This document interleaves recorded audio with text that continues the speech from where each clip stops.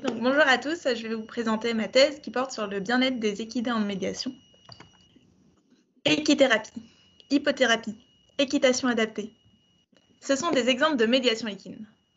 Plus exactement, la médiation équine est une triangulation impliquant au minimum une personne en difficulté, un cheval et un encadrant.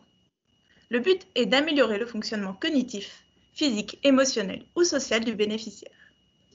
Mais la médiation équine, c'est surtout une grande diversité, à la fois dans les pratiques, dans les types de publics, dans la gestion des animaux et dans les équidés impliqués. On ne sait que très peu de choses sur l'impact de la médiation équine, ses pratiques et ses potentiels liens avec les conditions de vie sur le bien-être du cheval. Toute cette diversité rend difficile la mise en place d'études comparables et généralisables à l'ensemble des pratiques. Le but de ma thèse est d'étudier le bien-être chez des chevaux impliqués en médiation pour comprendre ce qui l'influence. La première étape de ma thèse, ça a été de mettre en place un protocole pour évaluer l'état de bien-être des chevaux. Basé sur des indicateurs de bien-être, mon protocole devait s'adapter à différentes contraintes.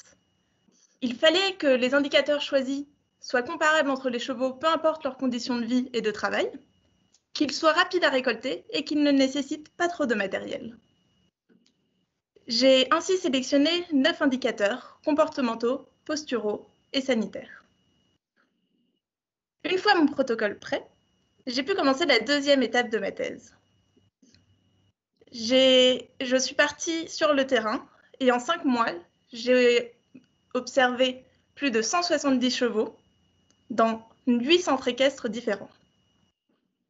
En plus des indicateurs que j'ai relevés, j'ai également noté des informations sur l'environnement de vie de l'animal, type d'hébergement, alimentation, sur son travail, nombre d'heures par semaine,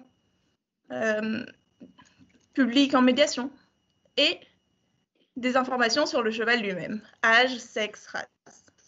J'en suis maintenant à la dernière étape de ma thèse. J'utilise des modèles statistiques pour comprendre le lien entre mes indicateurs de bien-être et les paramètres que j'ai relevés liés à l'environnement, au travail et au cheval. En particulier, je tente de voir s'il y a un lien entre le bien-être et les modalités des séances de médiation, au-delà de l'impact des conditions de vie. L'idée est d'identifier les pratiques les plus favorables et de pouvoir les promouvoir. Merci.